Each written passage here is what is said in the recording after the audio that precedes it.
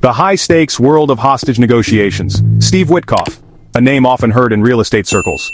A billionaire developer. Now his voice emerges in a different arena, the volatile world of hostage negotiations. Lives hang precariously in the balance. The stakes are incredibly high and intense. Hamas continues to hold hostages. Negotiating their release is fraught with peril. Trust is a rare, almost non-existent commodity. Any misstep could have fatal consequences. The world watches these developments intently and anxiously. The shifting sands. A timeline of the hostage deal proposals. Negotiations have been a winding road, full of frustrating twists and unexpected turns. Around May 26, 2025, a proposal gained attention. There was talk of a 70-day ceasefire. The potential release of 10 hostages was discussed.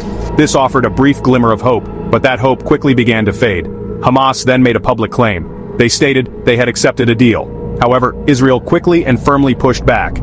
Israeli officials said no, not this particular deal.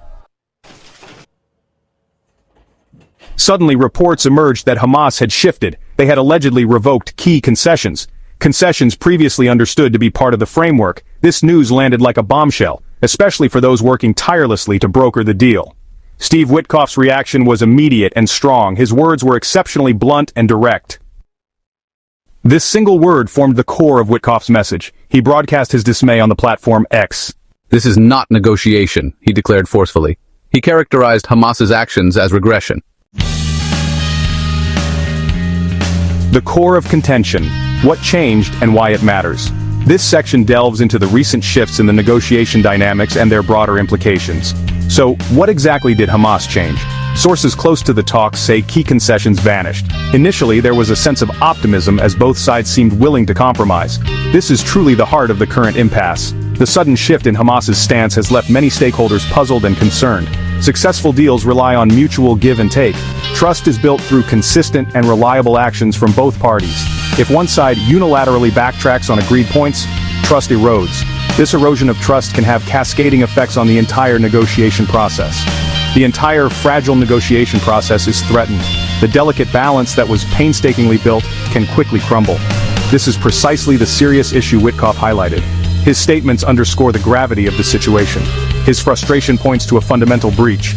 Such breaches can lead to long-term repercussions, making future negotiations even more challenging. The new demands from Hamas are highly significant. These demands have added a new layer of complexity to the already intricate negotiations. The call for releasing high-profile prisoners is particularly contentious.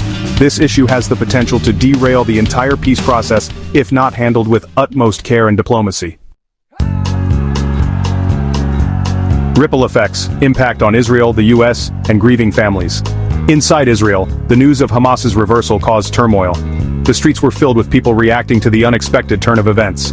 News broadcasts were dominated by this story, and it became the main topic of discussion in homes, cafes, and public spaces. Prime Minister Benjamin Netanyahu quickly convened his cabinet. The urgency was palpable as government officials gathered to address the crisis. The stakes were high, and the decisions made in that room would have far-reaching consequences. The new U.S. Witkoff deal proposal was intensely debated. Officials from both nations weighed the pros and cons, considering the potential impacts on their respective countries. The room was filled with tension as each argument was presented. Opposition leader Yair Lapid publicly urged acceptance. He addressed the nation, emphasizing the importance of seizing this opportunity. His words resonated with many, but also sparked controversy among those who disagreed.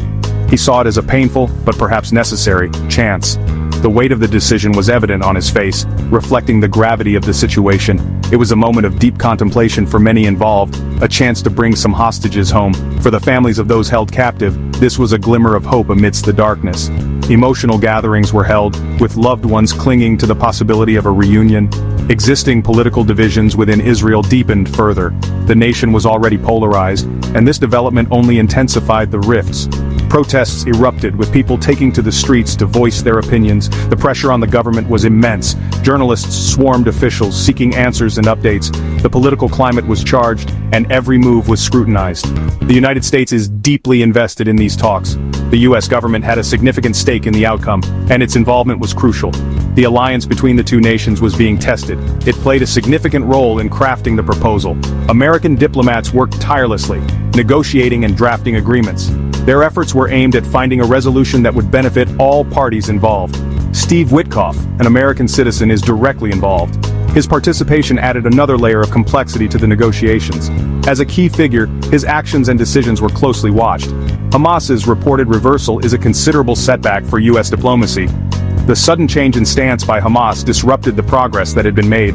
It was a blow to the diplomatic efforts that had been painstakingly put together. It tests American patience and its diplomatic leverage. The situation was a true test of American resolve and its ability to influence outcomes. The stakes were high and the world was watching closely.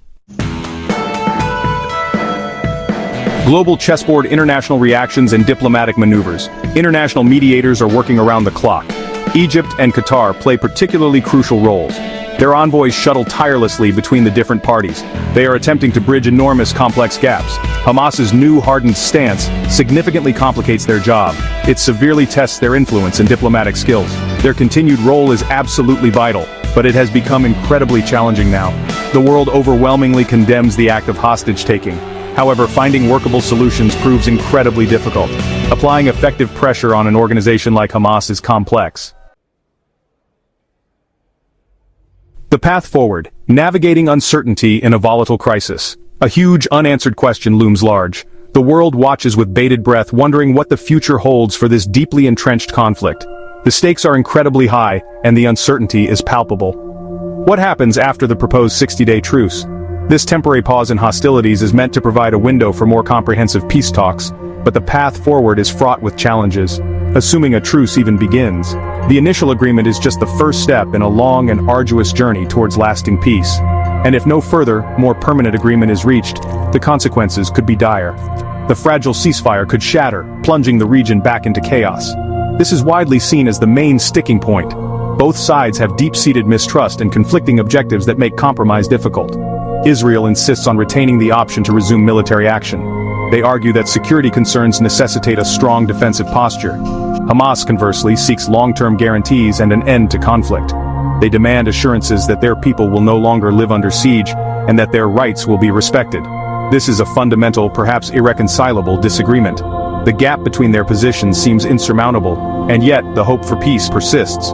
Several potential outcomes are now grimly possible. Renewed violence could lead to further devastation and loss of life, exacerbating an already dire humanitarian crisis.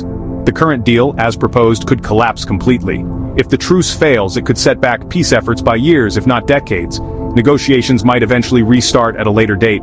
However, the road to renewed talks would be steep and fraught with even more distrust and skepticism, but they would begin with even less trust than before. The cycle of conflict and negotiation seems endless, but the pursuit of peace remains a vital, if elusive, goal.